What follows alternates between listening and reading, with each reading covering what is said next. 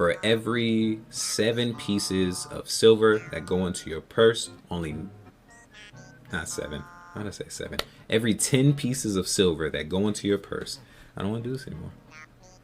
I don't want to do this anymore. Doing numbers like I'm MJ and Dash Jackson and Jordan. Boy, I'm killing y'all.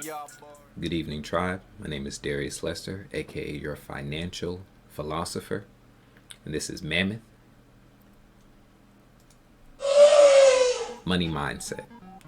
And this evening, I wanted to talk to you about spending versus saving. Reason I'm bringing this up: too many times on social media, I've seen this same post float around. I don't want to learn how to fix my spending habits. I just want enough money to cover those habits. That's not a thing. It's not. You will never make enough money to cover your bad spending habits. Why not?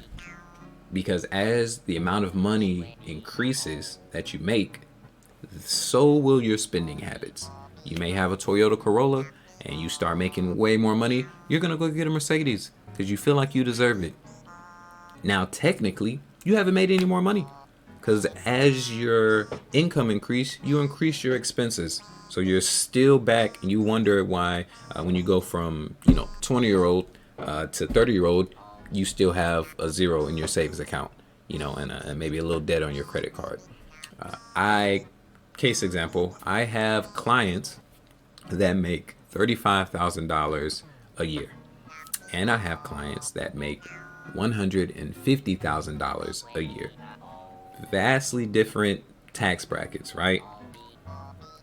Both of them can't sleep because of the enormous amount of debt they have. Why do these people in different tax brackets have the same issue going on? Because it doesn't matter how much you make. It matters what you do with that money, what you're spending it on, and how intentional you are with your discipline and your savings.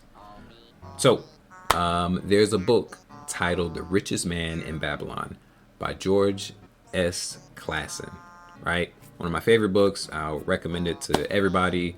Literally, it explains everything you need to know about personal finance in a nice, fun, Roman kind of storytelling.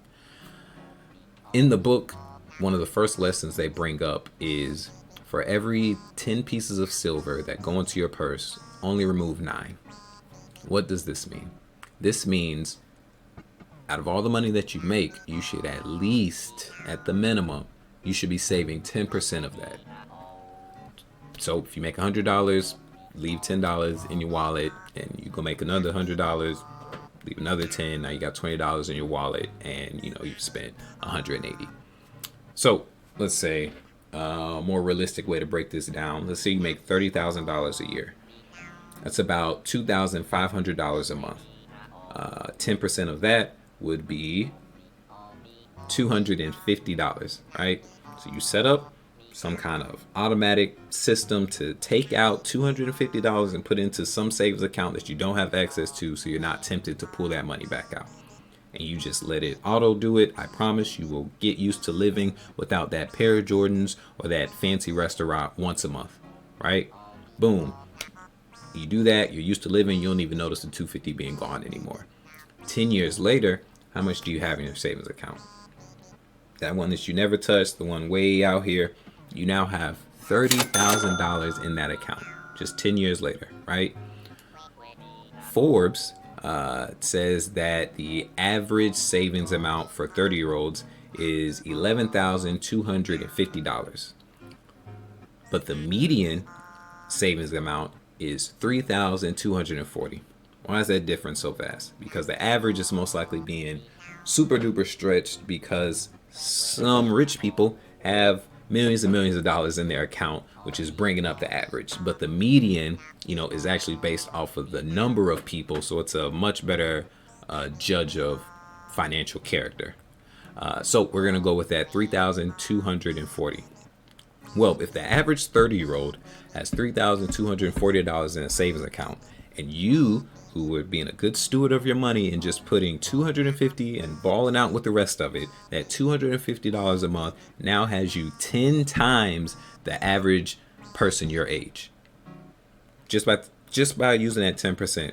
Heck, if you do 20%, now you're going crazy. Now what? You got $60,000 in 10 years, or if you want to just do it in 5 years, you still have that $30,000. That's phenomenal. That's amazing. This is the power of saving. This is why people talk about it. This is why you need to do it. Stop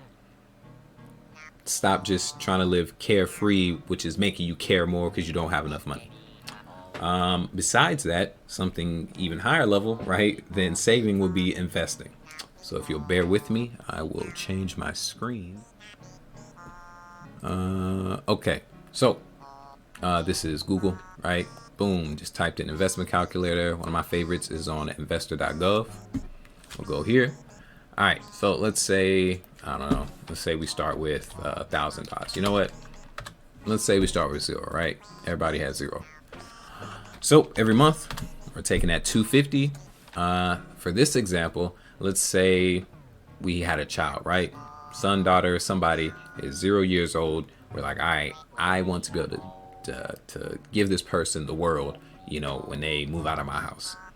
Not really the world, but if I can maybe get them a car or maybe cover their college fund, I'll feel pretty good about my role as a father. So we'll just say 20 years, right? Estimated returns, for investing, we're trying to stay pretty safe, maybe doing some index fund stuff. We'll just do 10% and we'll do a variance of 2. Excuse me. This variance of 2 basically is just saying it's going to give us 3 lines. It's going to go 2 down from 10 and 2 up from 10. And it's compounded annually. Hit calculate. Boom. So after 20 years of saving that same $250, it don't matter if we got a better job or whatever, we were just doing $250 the whole time. In that account is now $171,000. That's $171,000 we can gift to our child, at the age of 20 to help handle whatever college they decided to go to. Hopefully it's not Harvard. Whatever college they decided to go to, help them with whatever lodging, give them a good, lift off if they were trying to buy a house, trying to go do whatever they wanted, right? This is a great gift to give to a child. And if you want to see the variances, here they are. If it was doing great, over those 20 years, then you could be closer to 216,000. And if it was doing suckier, towards the 8%, you'd still have $137,000 to give to your child, just based off of that.